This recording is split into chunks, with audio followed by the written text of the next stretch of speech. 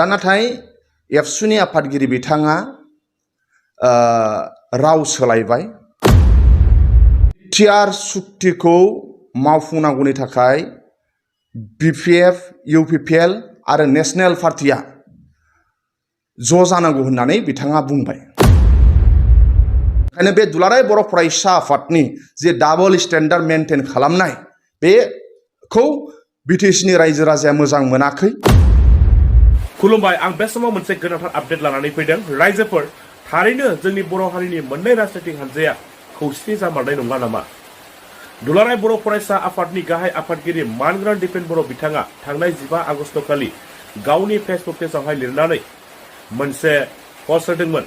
बिथाङा खावलायदोंमोन बर' हारिनि मोननै राजनीतिक हानजा, जायखौ जोङो मोनथियो बिपिएफ आरो इउपिपिएल होननानै, बे मोननै राजनीतिक हानजाखौ ज' जानानै फैबाय थानाय 2025 मायथाइयाव जितु बिटिसि इलेक्शन जानो थांगासिनो दङ, बे बिटिसि इलेक्शनाव इउपिपिएल, बिपिएफ मोननैजों ज' जानानै खौसेयैनो बाहागो लानांगौ होननानै दुलाराय बर' फरायसा आफादनि गाहाय आफादगिरि मानगोनां दिपेन बर' बिथाङा थांनाय 15 आगस्ट खालि गावनि फेसबुक पेजनि गेजेरजों बिथाङा लिरनानै पस्ट होदोंमोन। नाथाय बिनि साननैसो उनाव दुलाराय बर' फरायसा आफादनि गाहाय आफादगिरि मानगोनां दिपेन बर' बिथाङा खौरांगिरिनि सिगाङाव ओरैबायदि बुंदों जे মই ভাবো যে বিপিএফ, ইউপিপিএল, বিজেপি বা বিজেপি, ইউপিপিএল, বিপিএফ ৰুলিং আৰু অপজিশ্যন একত্ৰিতভাৱে চুক্তিৰ স্বাৰ্থত আগবাঢ়ি যাওক আৰু বড়োলেণ্ডবাসীৰ যি উন্নয়নৰ যি সপোন বা শান্তিৰ যি সপোন সেইটো বাস্তৱত ৰূপায়িত কৰিব লাগে। মোৰ এইটো ক্লিয়াৰ এটা বাৰ্তা। मानगोनां दिपेन बर' बिथांनि बेबायदि बाथ्रा बुंनायखौ कास्टम बसुमतारी बिथाङा दुखु मोननाय फोरमायदों। बे समाव कास्टम बसुमतारी बिथाङा खौरांगिरिनि सिगाङाव मा बिबुंथि होदों नोंथांमोना बिथांनि सुंद' बिबुंथि होनाय भिडिअ क्लिप्सखौ जोबजासिम नायनानै लाग्रो। बेनि उनावसो नोंथांमोना गाव गावनि कमेन्टफोरखौ होलायब्लानो जाबाय। बर' फरायसा आफादनि आफादगिरि दिपेन बर' बिथाङा राव सोलायदों। दुलाराय बर' फरायसा आफादनि आफादगिरि दिपेन बर' बिथाङा थांनाय 15 आगस्टआव बिथाङा गावनि फेसबुकआव पस्ट खालामदोंमोन जे बर'नि संग्रामि फैनाय दैदेनगिरिफ्रा रिजनेल पार्टिया दिनै नङा गाबोन ज' जानो नांगौ होननानै बिथाङा पस्ट होदोंमोन। थ' बेखौ गोबां बर'नि रायजो राजा बिथांमोनहा बरायदोंमोन। दा नाथाय एबसुनि आफादगिरि बिथाङा राव सोलायबाय। मैया दाखालि बिथाङा आरो गुबुन मोनसे स्टेटमेन्ट होबाय जे बिटिआर सुक्तिखौ मावफुंनांगौनि थाखाय बिपिएफ, इउपिपिएल आरो नेशनेल पार्टिया ज' जानांगौ होननानै बिथाङा बुंबाय। दा जों गोनो गोथो जाबाय। 15 आगस्टआव दुलाराय बर' फरायसा आफादनि आफादगिरि दिपेन बर'नि स्टेटमेन्टआ रिजनेल पलिटिकेल पार्टिखौ लानानै बिटिसिआव मोननै स्ट्रं रिजनेल पलिटिकेल पार्टि दङ, बिपिएफ आरो इउपिपिएल।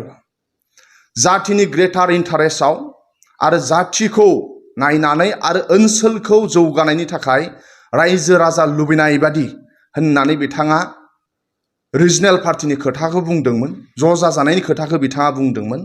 नाथाय साननै सानथामनि उनावनो मा खारनाव बिथांनि रावा सोलायबाय, बिथाङा दा नेशनेल पार्टिखौबो हानहरफाबाय। दा ओंखायनो जों गोनो गोथो जाबाय, रायजो राजाया गोनो गोथो जाबाय।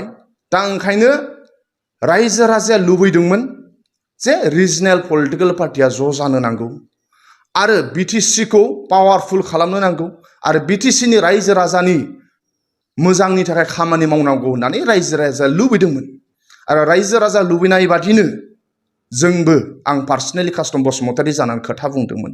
नाथाय दाखालि बावैनि जि दुलाराय बर' फरायसा आफादनि गाहाय मावख' बड'फा हाउसआव दिपेन बर'आ प्रतिदिन जि चेनेलाव जि इन्टारभिउ होबाय जे बिथाङा मा खारनाव नेशनेल पलिटिकेल पार्टिखौबो हानहरफाबाय।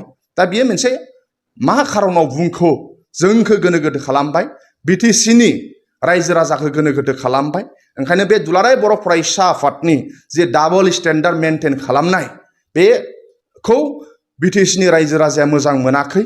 ओंखायनो दुलाराय बर' फरायसा आफादनि आफादगिरि दिपेन बर'आ गमामायैनो रिजनेल पलिटिकल पार्टिखौ लानानै आरो जातिनि ग्रेटार इन्टारेस्टनि थाखाय खोथा बुंदों ना बले आन्दोआव माबा मोनसे दोननानै बिथाङा रिजनेल मोननैबो प्लास नेशनेल पार्टियाबो बाव मामा नांगौ होननानै बिथाङा खोथा बुंदों दा ओंखायनो बे मिलायासै बेयाव जोंखौ गोनो गोथो खालामबाय बिटिसिनि रायजो राजा गोनो गोथो खालामबाय ओंखायनो गावनि स्टेटमेन्टखौ क्लियार खालामनो नांगौ जे रिजनेल पलिटिकल पार्टिनि खोथाया आलादा आरो नेशनेल पलिटिकल पार्टिनि खोथाया आलादा रिजनेल पलिटिकल पार्टिनि आइडियोलजिफ्रा आलादा नेशनेल पलिटिकल पार्टिनि आइडियोलजिफ्रा आलादा दा ओंखायनो 15 आगस्टआव मानगोनां एबसुनि आफादगिरि दिपेन बर'निफ्रायसो फैदोंमोन जे दिनै नङा गाबोन रिजनेल पलिटिकल पार्टिया ज' जानांगौ होननानै आरो बिथाङा गावनिफ्रायनो स्टेटमेन्ट फैबावबाय जे बिपिएफ इउपिपिएल आरो नेशनेल पार्टिया लोगो नांनानै बिदि खामानि मावनांगौ होननानै जोंखौ गोनो गोथो खालामबाय बिटिसिनि रायजो राजा गोनो गोथो खालामबाय ओंखायनो दा बिटिसिनि रायजो राजाया जोबोद दुखु मोननाय थाबाय दुलाराय बर' फरायसा आफादनि आफादगिरि जे डाबल स्टेन्डार्ड जे दिनै मोनसे खोथा बुङो गाबोन मोनसे खोथा बुङो दा बिदियाव जोङो ट्रास्ट लानो हायासै एबसुनि प्रेसिडेन्ट दिपेन बर'नि सायाव आरो भबिष्यत मा जागोन बेबादि जुदि दिनै फंसे बुङो गाबोन फंसे बुङोब्ला दा ओंखायनो जोंनि गोसोआव मोनसे डाउट सोमजिहोबाय